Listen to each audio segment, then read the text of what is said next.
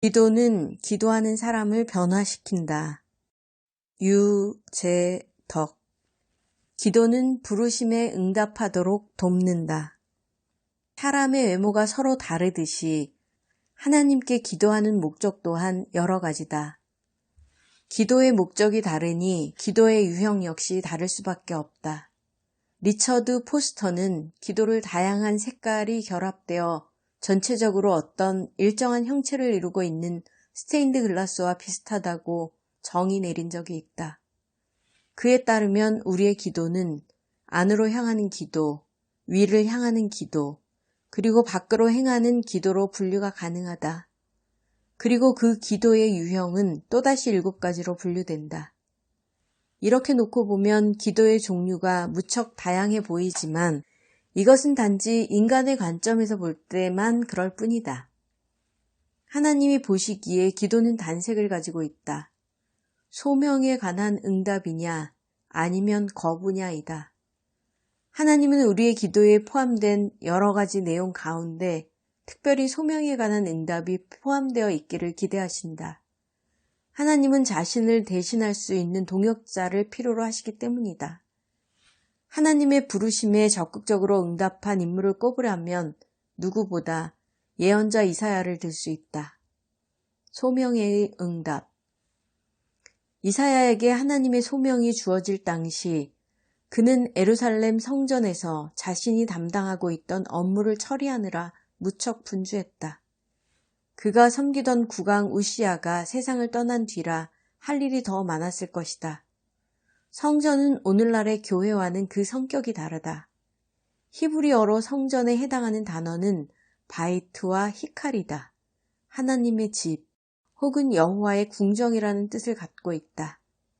유대인들은 하나님이 성전에서 휴식을 취하신다고 보았기 때문에 이런 이름으로 불렀고 제사장들은 그 하나님의 집에서 당번을 정해두고 부지런히 일해야 했다. 하나님이 임재하셨을 때 제사장 이사야는 성전의 제단에서 관례대로 짐승의 기름과 콩팥을 태우고 있었다. 어쩌면 다른 기록처럼 암양의 피를 제단에 뿌리거나 하나님께 바칠 곡물을 끓이고 있었을지도 모른다. 하나님은 호렙산이나 변화산에서만 찾아오지 않으신다.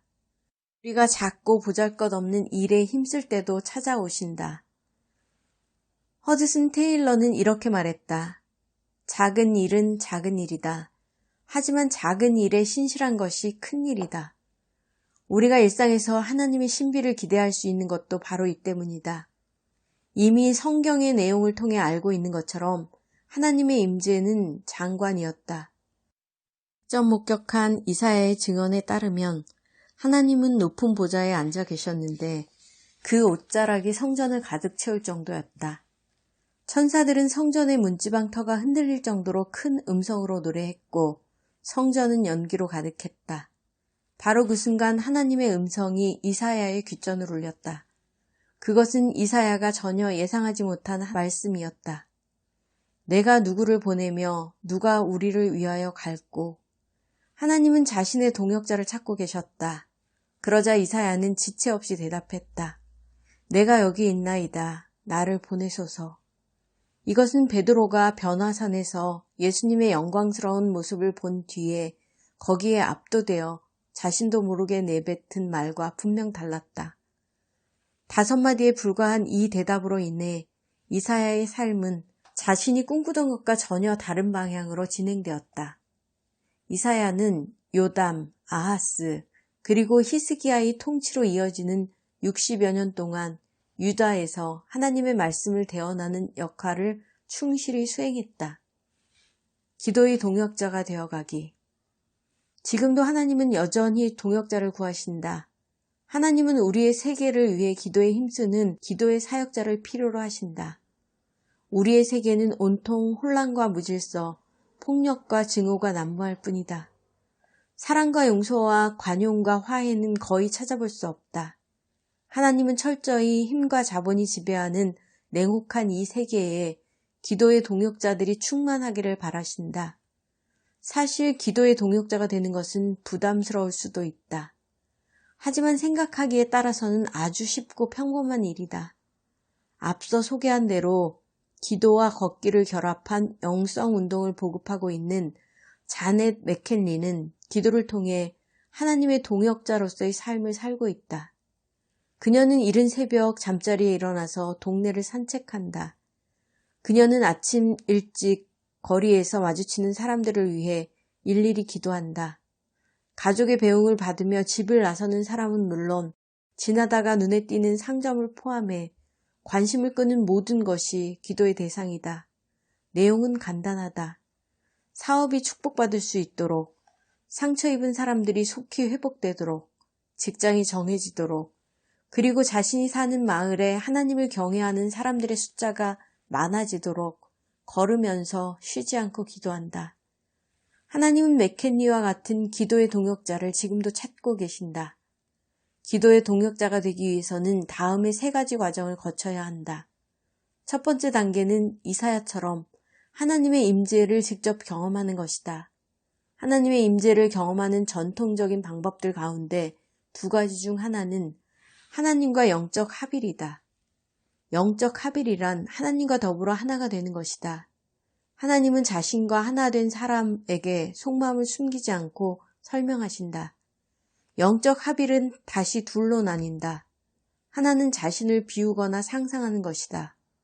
자신을 비운다는 것은 물질과 욕구의 충족을 거부한 채 하나님과 내적인 합일을 기대하며 기도에 힘쓰는 방법이다. 상상한다는 것은 하나님의 활동을 머릿속 혹은 눈앞에 그리면서 그분의 뜻을 이해하기 위해 기도에 전력하는 것을 말한다. 하나님과 영적 합일에 이르게 하는 2번째 방법은 성도의 교제이다. 하나님의 임재를 경험한 이들이 다른 그리스도인과 교제하며 설명할 때 그들 역시 동일한 경험을 할 수 있다. 비록 자신들이 직접 체험하지 못한 것일지라도 그들의 설명을 통해 동일하게 깨닫게 되고 마음이 뜨거워진다. 이 영적 합의를 통해 이사야처럼 기도의 동역자의 길에 입문하게 된다. 이사야는 하나님을 체험하는 순간 예상하지 못한 반응을 나타냈다. 이사야는 자신의 존재를 부정했다. 이것이 기도의 동역자가 되는 2번째 단계이다. 이사야는 유다를 대표하는 제사장이었음에도 불구하고 자신이 도덕적으로 결코 완전하지 않음을 고백했다. 스스로의 죄성을 인정하고 그로 인해 심판을 두려워하고 있음을 하나님께 솔직히 털어놓았다. 이것은 이사야에게만 나타난 현상이 아니다. 사람들은 거룩한 하나님을 직접 뵙는 순간 자신의 무능력과 죄성을 충격적으로 경험하게 된다. 그런데 이것은 전적으로 두려운 경험이 아니다. 우리는 그 순간에 말할 수 없는 공포에 사로잡히면서 동시에 거기에 이끌리게 된다. 루돌프 오토는 이것을 성스러움의 의미라고 불렀다. 오토에 따르면 우리가 일상과 전혀 다른 세계를 경험하는 순간에 절대적인 경외감을 느끼게 되고 그와 아울러 그 신비감의 매력을 느끼고 이끌리게 된다. 그리고 그 결과로서 죄의식을 느끼게 되는 것이다. 이처럼 죄의식을 느끼는 동시에 그것으로부터 도망치거나 회피하지 않을 때 우리는 기도의 동역자가 되는 데 필요한 진정한 성스러움을 체험할 수 있다. 무엇보다 이사야는 하나님의 음성을 들었다. 이것이 기도의 동역자가 되는 3번째 단계이다. 그 음성을 통해 이사야는 하나님의 동역자가 되었다. 현대인들은 스피노자가 말한 것처럼 공간 공포증을 갖고 있는 듯하다. 공간 공포증이란 여백의 공간을 용납하지 못하는 일종의 강박증이다. 이 강박증에 사로잡히면 어느 곳이든지 빈 공간을 그대로 두지 못한다. 무엇으로든지 여백을 채워야 마음이 놓인다. 집안에 빈틈을 두지 않는 것도 바로 그 때문이다.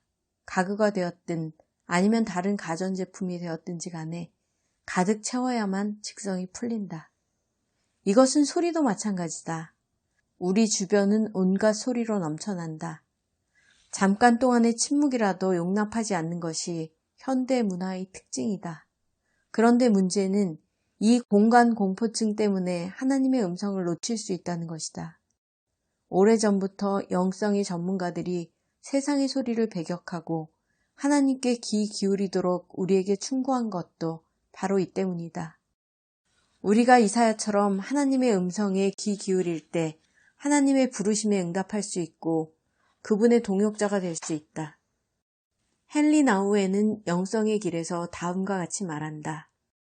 우리가 필요로 하는 것은 모두 공급받을 수 있다고 신뢰하는 마음과 항상 기쁨으로 인해 놀라워하는 영혼을 소유할 때 우리는 진정한 능력을 행하는 자가 되어 기적을 행하고 증거를 하면서 이 어둠의 골짜기를 걸어갈 것이다. 기도는 기도하는 사람을 변화시킨다.